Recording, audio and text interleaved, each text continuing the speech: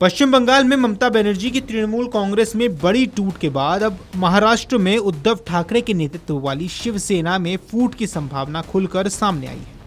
दावा किया जा रहा है कि पार्टी के 9 सांसदों में से 6 या 7 सांसद पार्टी का दामन छोड़कर सत्ताधारी गठबंधन एनडीए के पाले में जा रहे हैं। इस बीच शिवसेना के राज्यसभा सांसद संजय राउत ने एक प्रेस कॉन्फ्रेंस में पार्टी का साथ छोड़कर एनडीए के पाले में जा रहे सांसदों पर जोरदार हमला बोला।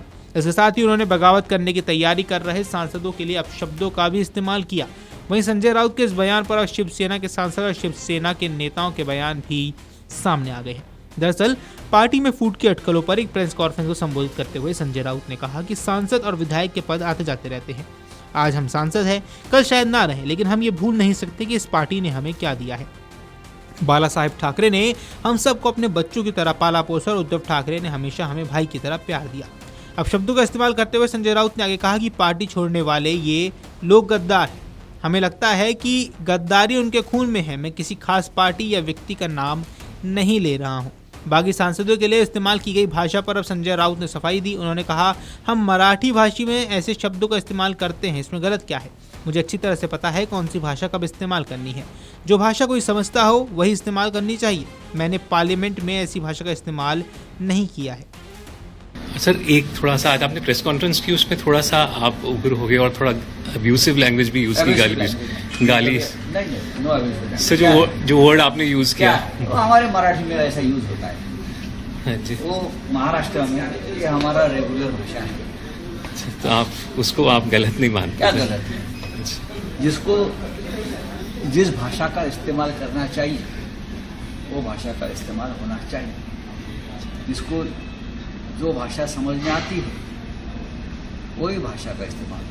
बाकी सांसदों को लेकर संजय राउत के बयान पर पार्टी नेता प्रियंका चतुर्वेदी का भी बड़ा बयान सामने आया है। प्रियंका चतुर्वेदी ने कहा, मैं इस तरह की भाषा का समर्थन नहीं करती हूँ। पहले की पार्टी को तोड़कर नाम और सिंबल एकनाथ शिंदे को दे दिया गया था।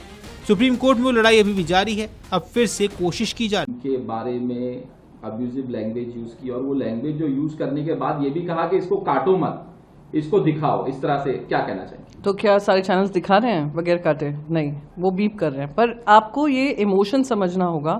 इट्स अनफॉर्चुनेट लैंग्वेज यूज करना, इस तरीके की लैंग्वेज यूज करना, मैं आई डोंट एंडोर्स दैट। पर आप अगर समझेंगे किस तरीके की हमने लड़ाई लड़ी है, पहली स्पॉन्सर जो पार्टी को तोड़ने का काम किया, 2/3 स्प्लिट जो हुआ था उस समय पर पार्टी का नाम चिन्ह सब एकनाथ शिंदे को दे दिया था। सुप्रीम कोर्ट में वो लड़ाई अभी भी जारी है। अब फिर से कोशिश की जा रही है। आप लोग उसको ऑपरेशन टाइगर, क्योंकि एकनाथ शिंदे उसको ऑपरेशन टाइगर कह रहे हैं, आप लोग भी ऑपरेशन टाइगर अनुसार हमसे पूछ रहे हैं। हम तो इसको ऑपरेशन बिट्रेयल कहेंगे, क्योंकि ये जो वोट था इनको हमारी पुरानी पार्टी के वो जो पार्टी जो अभी भी हम लोग लड़ाई लड़ रहे हैं उस चिन्ह पे नहीं था, उद्धव जी के नाम पे था। जनता ने उद्धव जी पे भरोसा कर आपको मेंबर ऑफ पार्लियामेंट बनाया था। आप उसके खिलाफ काम करेंगे तो ये कहीं ना कहीं बहुत गलत होगा। अगर आपको चलिए मैं मानती हूँ किसी का विश्वास खत्म हो जाए, आप इस्तीफा दे दो ना। अगर जनता ने आपके विश्वास पे आपको एमपी बनाया है, हमारी पार्टी से कोई लेना देना नहीं, पार्टी चिन्ह से कोई लेना देना नहीं, तो इतनी हिम्मत तो दिखाओ कि जो तुम 5 साल का तुम्हारा टेन्योर है, रिजाइन कर दीजिए, फिर से अपनी जनता के बीच में जाइए और शिंदे के पार्टी चिन्ह पे आप लड़कर दिखा दीजिए। तो ये तो जनता के साथ धोखा हो रहा है। और ये आने वाले समय में अगर आपका वोट ही इनवैलिड हो जाएगा, जैसे हम देख रहे हैं कि राज्यसभा में अगर 2/3 आम आदमी पार्टी को मिल जाते हैं, पूरी पार्टी एक रहती है, पर 2/3 अगर एमपीज वो लोग कर लेते हैं, वो मर्ज कर देते हैं। सिमिलरली लोकसभा में हम देख रहे हैं, लोकसभा में पैटर्न अलग चल रहा है टीएमसी का, वहां पे वेस्ट बंगाल में पैटर्न अलग चल रहा है उनका असेंबली में। ये किस तरीके से वैलिड है? तो मैं उम्मीद करती हूं कि जो स्पीकर साहब हैं, स्पीकर साहब संविधान को सबसे ऊपर रखकर, उनकी एक बहुत बड़ी जिम्मेदारी होती है। वो किसी पक्ष के नहीं हैं, वो किसी पार्टी को नहीं बिलोंग करते हैं, वो सबको बिलोंग करते हैं। सबसे इम्पोर्टेंटली वो संविधान को उसका अपकीप बना रहे, उसका ध्यान रखते हैं। तो हमने उनको चिट्ठी दी है, हम उम्मीद करते हैं कि उसका पालन होगा। वहीं शिवसेना के सांसद अनिल देसाई ने कहा, जो कुछ भी कहा गया वह गाली है, ये किसी खास के लिए नहीं है। जब कोई इमोशनली सेंसिटिव इंसान जिसने अपनी ज़िंदगी के 50 साल पॉलिटिक्स में पब्लिक में बिताए हों बोलता है तो ऐसी बातें होती हैं। उन्होंने ये भी साफ कहा कि वह किसी खास इंसान को एड्रेस नहीं कर रहे थे। जो भी थोड़ा नीचे माइक चेहरा नहीं आ रहा जाती है स्लैंग और कितना नीचे कर दूं या इस तरह का पर्टिकुलर अब्यूज किसी के लिए नहीं होता है।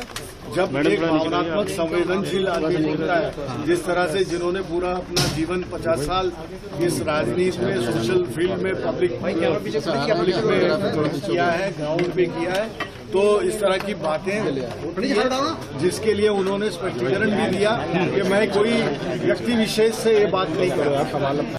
वहीं लोकसभा स्पीकर ओम बिरला से मुलाकात के बाद शिवसेना सांसद अनिल देसाई ने कहा, हमने लोकसभा स्पीकर को एक पत्र दिया है जिसमें कहा गया है कि अगर कोई गुट उनके पास आता है तो उनको सबसे पहले हमें बताना चाहिए। सिर्फ एक पार्टी का विलय हो सकता है, किसी गुट के किसी पार्टी में विलय का कोई प्रावधान नहीं है। सर, लोकसभा स्पीकर से मुलाकात हुई है कि आपके क्या क्या हुआ? हमने एक पत्र दिया है, लेटर दिया हुआ है कैबिनेट के तौर पर कि कोई ग्रुप अगर हमारे से यहाँ पे आता है तो उनको व्यवस्था देने से पहले हमको सोचे, हमको मिले, हमारी सुने, और कायदे में जिस तरह से प्रावधान है, कोई ग्रुप इस तरह से मर्ज नहीं हो सकता। अगर मर्ज होना है तो पार्टी को मर्ज होना पड़ता है, पूरे के पूरे पार्टी को उस संख्या के साथ में मर्ज होती है तो बात होती है। ग्रुप को मर्ज होने का प्रावधान नहीं है, वो हमने दिखा दिया है और उस तरह की व्यवस्था ना दे ये दरख्वास्त की है जो उन्होंने मांगा।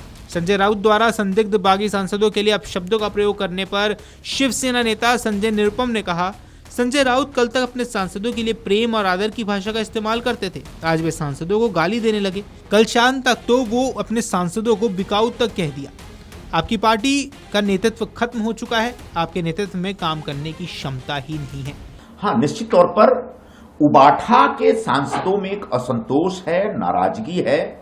उबाठा के विधायकों में भी नाराजगी है, असंतोष है, और इस वजह से उनके नेतृत्व के प्रति जो उनकी अनास्था है, जो अविश्वास है, उसकी वजह से उनमें एक छटपटाहट और बेचैनी है। अब इस छटपटाहट और बेचैनी का मैनिफेस्टेशन क्या होगा, वो किधर जाएंगे, क्या करेंगे, ये सारी बातें जो मीडिया में आ रही वो भी हम देख रहे हैं, सुन रहे हैं, और इस बारे में हमें बहुत कुछ नहीं कहना है। निश्चित तौर पर इतना कहना चाहूंगा कि संजय राउत जैसे लोग जो कल तक अपने सांसदों के लिए प्रेम और आदर की भाषा का इस्तेमाल करते थे, आज अपने सांसदों को गाली देने लगे। कल शाम होते होते तो अपने सांसदों को उन्होंने बिकाऊ तक बता दिया।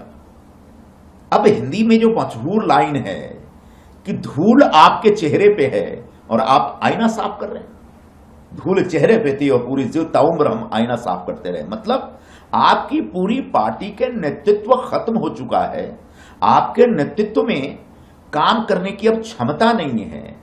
आपने अपनी पार्टी को हिंदुत्व से तोड़ दिया, जिसकी वजह से आपके कार्यकर्ताओं में, आपके कैडर में, आपके एमएलए में, आपके एमपीज में एक भयंकर असंतोष है, बेचैनी है। आप इस चीज को नहीं पहचान रहे हैं और इसको पहचानने के बजाय आप अपने ही कैडर को दोष दे रहे हैं, उनको गाली दे रहे हैं, ऐसे ऐसे शब्दों का इस्तेमाल कर रहे हैं जिसका निश्चित तौर पर सभ्य समाज में इस्तेमाल करना वर्जित है। तो यह उबाठा का अपना फ्रस्ट्रेशन है, उबाठा का अपना विखंडन है। और मैंने जैसा कल भी कहा था कि 2029 आते आते जिस प्रकार से उबाठा का नेतृत्व काम करता है वो पूरी तरह से खत्म हो जाएगा। उनके कैडर के लोग बड़े पैमाने पर छोड़ करके निकल रहे हैं और ये अब जो बचे हुए एमएलए और एमपीज हैं वो भी छोड़ कर। आपको बता दें, महाराष्ट्र में शिवसेना यूबीटी में ऑपरेशन टाइगर के जरिए टूट की खबरें चल रही हैं। महाराष्ट्र की सियासी लड़ाई का दिल्ली सियासी मैदान बन चुका है और दावा किया जा रहा है कि शिवसेना यूबीटी के कई सांसद दिल्ली पहुंच चुके हैं। इसी बीच शिवसेना यूबीटी के सांसद संजय राउत ने आरोप लगाया कि उनके सांसद को पार्टी बदलने के लिए 15-15 करोड़ रुपए दिए गए हैं। अगर आप ये वीडियो YouTube पर देख रहे हैं तो हमारे चैनल को सब्सक्राइब कर बेल आइकन दबाएं और Facebook पर देख रहे हैं तो हमारे पेज को लाइक करें।